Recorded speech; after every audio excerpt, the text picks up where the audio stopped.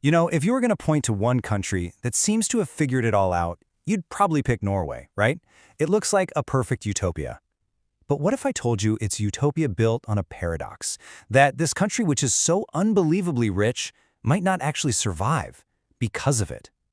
Let's dive in and unpack how this dream scenario could turn into a total nightmare. So, let's talk about the money. And I mean a lot of money. At the center of this whole story is a number that's kind of hard to even wrap your head around. $1.6 trillion. That's the size of Norway's sovereign wealth fund. It is, by far, the biggest on Earth. And remember, we're talking about a country with only about 5.5 million people. That is just an absolutely staggering amount of cash. Okay, but here's the twist. This is where that paradox really kicks in. You'd think that having all this money, this incredible safety net that every other nation on the planet would kill for, would be the ultimate security blanket. But what if it's not? What if it's actually their single biggest threat? It's that classic story, right? The blessing that slowly becomes a curse. So how on earth did they get here? Well, the story starts back in 1969. They strike oil. A ton of it. Now, we've seen this movie before with other oil-rich countries, and it usually doesn't end well. But Norway did something different, something incredibly smart and disciplined. They decided to save the money. In 1990, they set up what they call the oil fund. And here's the brilliant part. They made a rule for themselves, a really strict one, that said they could only ever spend the profits from the fund, never the original cash. The whole idea was to make a temporary windfall last, well, forever. But that incredible discipline, it's accidentally created this really weird, almost insidious problem. We're calling it the Norwegian Paradox. Basically, it's what happens when the government gets so rich on its own that the people living there become totally dependent on the state's wealth.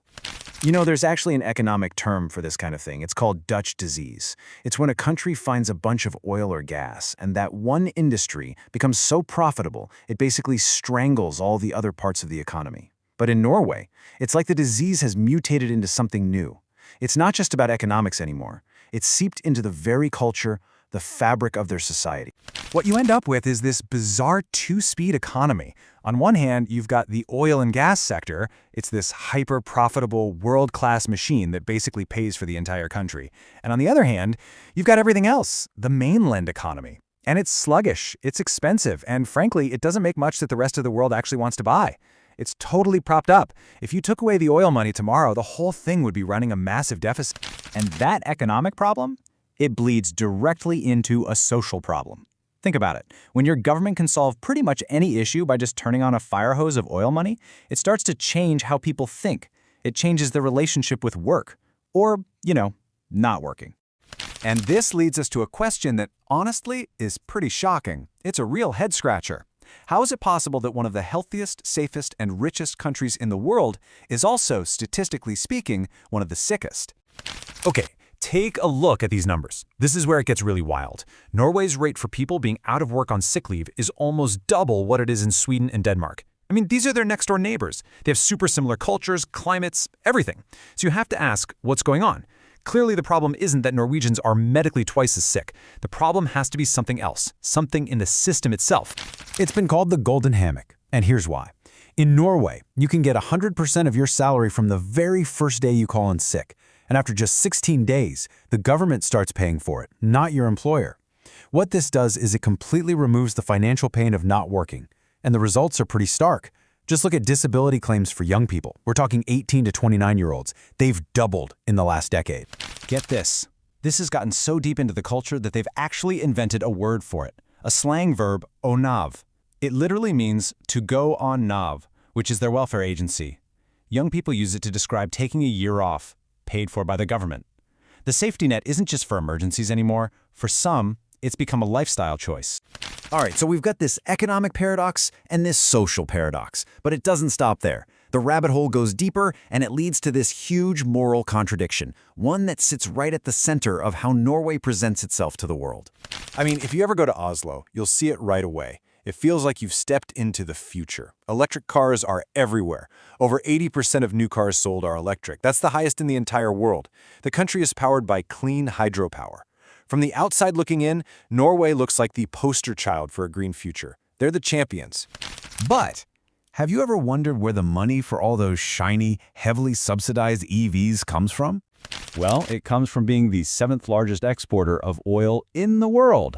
It's basically greenwashing on a national level. They're funding their own clean green image at home by selling millions and millions of barrels of oil and gas and all the emissions that come with them to everybody else. And they get away with this because of a very clever bit of climate accounting. It's often called the Scope 3 loophole.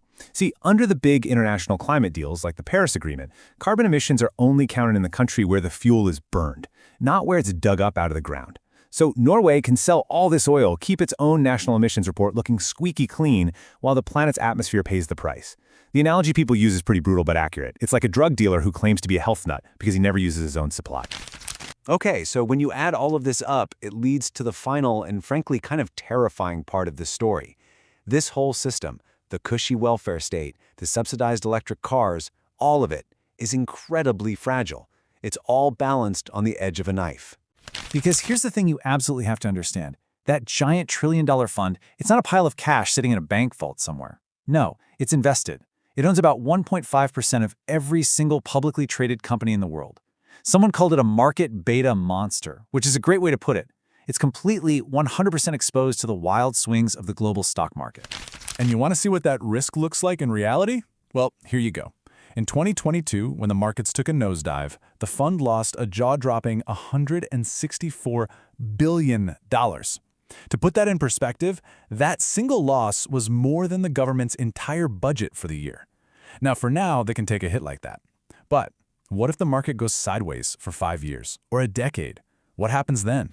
And we've already seen what happens when they're forced to choose. When push really comes to shove, we see what their true priority is. A few years ago, a group of climate activists actually sued the Norwegian government to try and stop new oil drilling up in the fragile Arctic. They argued it was against their constitutional right to a healthy environment. The whole thing went all the way to their Supreme Court, and the government won. The court basically decided that the money from oil was more important than their climate promises. So that leaves us with one last kind of chilling question to think about. On paper, Norway's giant fund looks untouchable, right? It's this guarantee for their children and their grandchildren.